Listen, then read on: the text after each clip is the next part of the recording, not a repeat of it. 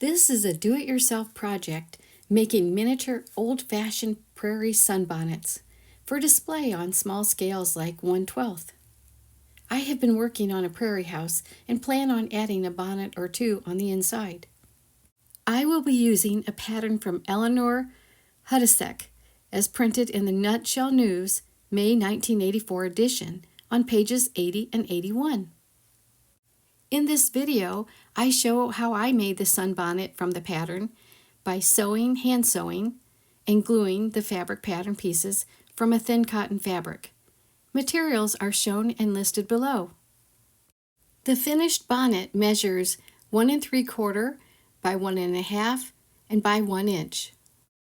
I use see-through tissue paper, like the gift wrapping tissue paper, and trace around the crown and the brim pieces.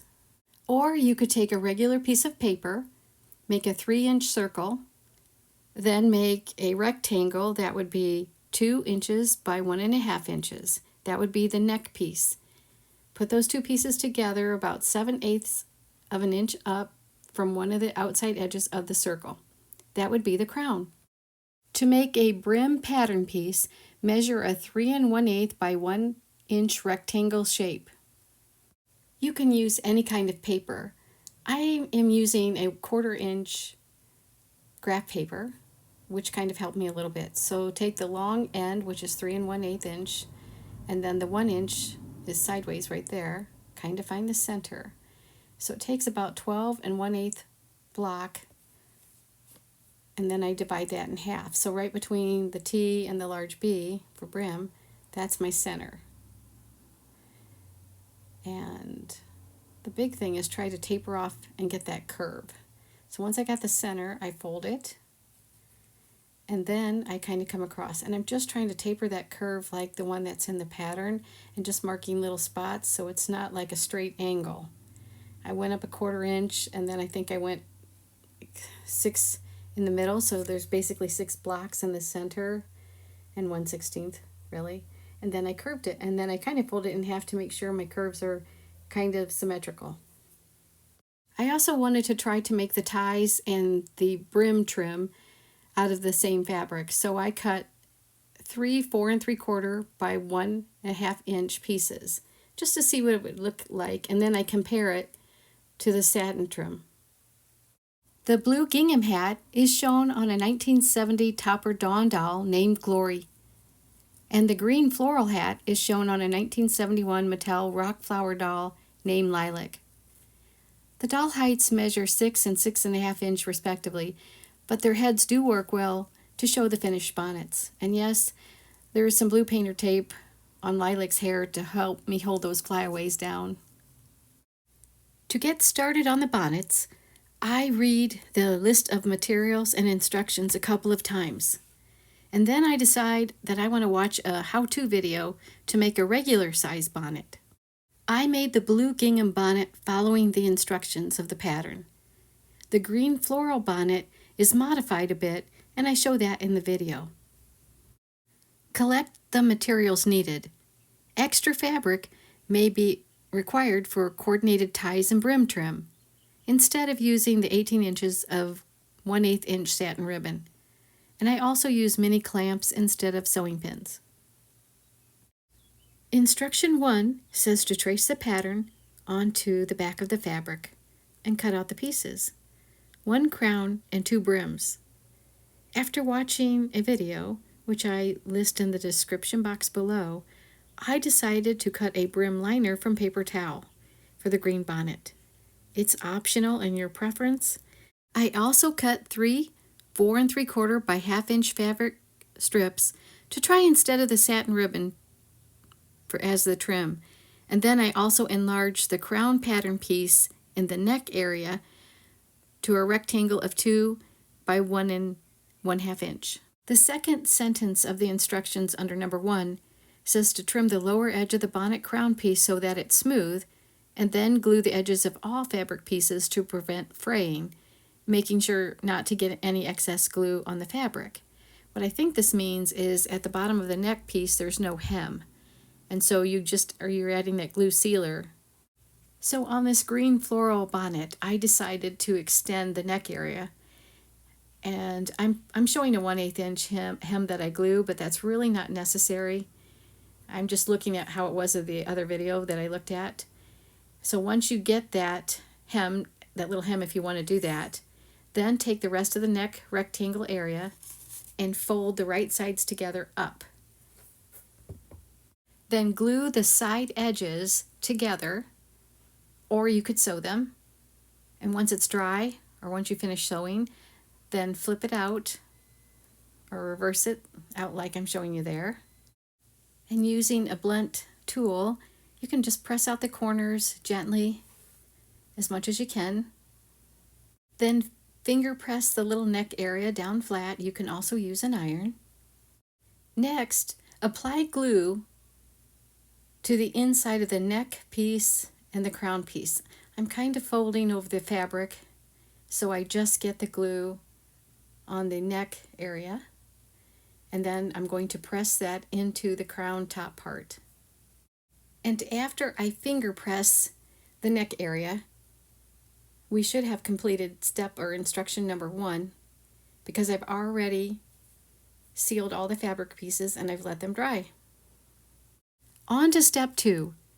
Gather along indicated lines using very small stitches. Do this either by hand or by machine. The pattern has 2 areas to gather using like a base stitch. You're going to go around the outside edge of the crown and then around the top of the neck area. I use a single strand of strong thread and I make 1 row of gathering stitch. I leave extra thread at either end of the neck so that you can pull the thread and fabric to create the little pleats. Once I did the gather stitch for the neck area, I decided to go ahead and do step 4, which says to pull the lower thread, gather thread slightly to create the neck ruffle, and then tie the ends on either side and add a drop of glue to secure in place. To make the gathering stitch around the crown top semicircle area, I use a pencil to mark where I want to gather the stitch line around. And then I stitch the gathering stitch just 1 row all the way around. When I get to the other side, by going all the way around the edge there, I stop and I decide to pull the thread just to see how it would look, the gathering. But do leave at least 3 inches or so on either side so that you can adjust your pleats to meet the brim. I couldn't wait to see what it was going to look like. So that's the first half of step 2. So now we're ready to start the second half of step 2, which is to pin the 2 brim pieces, or 3 in my case, right sides together and stitch along the longer edge as indicated. Turn the right side out. I place the 2 right sides of the green fabric together on the brim, and then I add the paper towel liner to one side. At this point you can pin or clamp all 3 pieces together, or 2 pieces, if you want to. I just go ahead and just kind of hold it together while I'm going to sew around the curved tapered edge. The seam lines on the Prairie Bonnet pattern pieces are 1/4 inch on the edges. I'm a little bit less than the 1/4 inch. I was wanting to make a slightly larger brim for the green bonnet. You could also draw 1/4 inch from the edge here with pencil, so that way it would be easier for you to follow with your stitch. And once I get all the way around with the seam line, I go ahead and tie the ends off with a knot and put a little dab of glue just to secure it. The last part of step 2 is to turn the right sides of the brim out. Then I finger press the brim and the seams, and I curl the brim around my finger just to check the liner if it's too firm or whatever, since I use the paper towel. It looks like it's just fine. I use an iron to press the brim. Before I move on to step 3, I decide that I want to check to make sure that the crown and the neck area will fit on a doll head. Just before I place that brim on there, and just kind of give me an idea of what it may look like. Step 3 says to adjust the long crown, gather to fit inside the open edge of one brim section, ending on each side just above the bottom line, gather.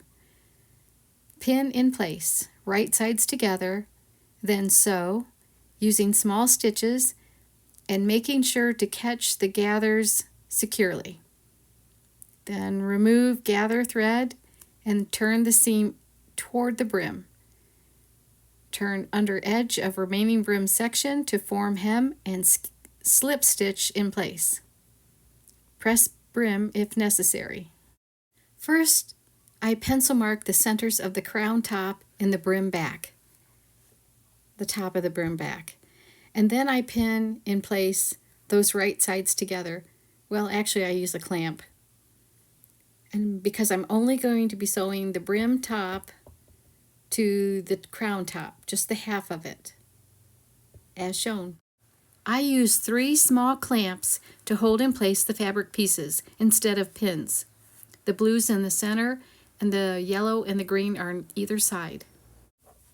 Using sewing pins instead of clamps may be a better choice for you. While the 3 clamps inside the bonnet do look a bit crowded, they do not have sharp points. Then I take a needle and I sew from the side of the bonnet to the other side. I flip the bottom brim underside over so that I don't accidentally sew it along with the other one. While I'm sewing, I do go ahead and sew the fabric liner to this top edge that I'm doing right now. It is no problem to sew through the paper towel. I'm just wondering, was the paper towel worth it for a liner or not? I mean, it's okay, it's easy to sew through, but in the end, the blue bonnet, the one that I do with the blue gingham, and according to the instructions of the pattern I'm trying to follow, they don't call for a liner. I just added the liner because when I watched the video for regular size bonnets for regular people, they put a liner in there just to kind of stiffen it up. A liner would be helpful for thin or see-through fabrics. Once I reach the other end, I go ahead and secure that with a knot, a little dab of glue for both of the side ends. And then I take the gathering thread, that long gathering thread, and I go ahead and gently just pull it right out. Then I flip the sides over on the brim so that they're both in the right direction, and just give it a little bit of a press with the iron. Before I finish up with the underside of the brim, attaching it to the crown, I decide to make the fabric ties. To make the optional fabric ties and brim trim, I cut 3 4 3/4 by 1/2 inch fabric pieces matching the bonnet, and then I marked the center in pencil lengthwise. Because I fold over the edges lengthwise to the pencil mark in the center to create the hem. Now I add glue with the toothpick and then fold over the fabric to the center, and then I finger press it and let it dry. And then glue the other side edges to the center and then finger press. Repeat for the other 2 long strap pieces and then let it dry. One of these straps that have been folded over to the center will be the brim trim piece. The other 2 will be the tie straps. I add glue to the back center and then I fold it in together and then press.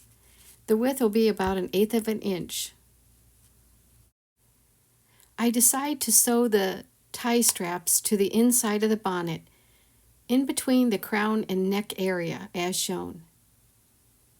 I thought about gluing, but when I want to tie, say, around a face, I think the pulling and adjusting will probably just get unglued in the process.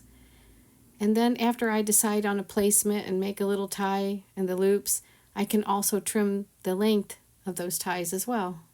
The last part of step 3 says to turn under the edge of the remaining brim section to form hem and then do a slip stitch in place. Press brim if necessary. Okay, so when I'm looking at this, I think I decide, you know what? I think I'm just going to glue this underneath here, and that's what I do. I glue the underside of the brim to the top of the crown. I reverse it, and then I go ahead and do a little finger press just to see, like, is this going to work? And I think I'm happy with that. So I did not do the slip stitch. And then I take the lilac doll again, and I want to test those fabric ties to see if when I put them on I can tie them how I want to, and will they hang on and not break off.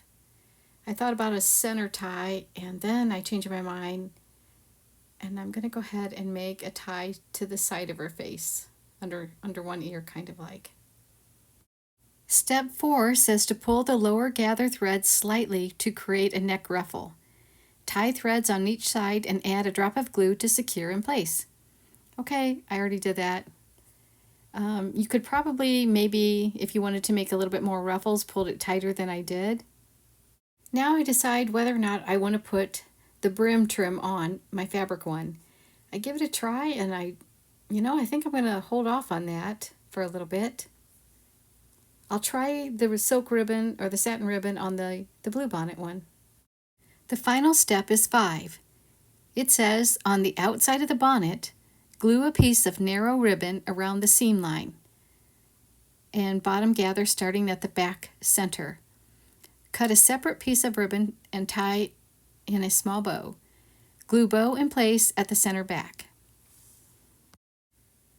So I add the satin ribbon around the outside of the brim instead of going to the back of the bonnet, like in between the bonnet crown and the neck, where I think this is where the pattern goes, because I want to add the satin ties so that I can tie the ribbon around the doll. The great feature about making a kit or a do-it-yourself project is that you can modify them as needed. There's usually never just one way to do anything, lots of different ways.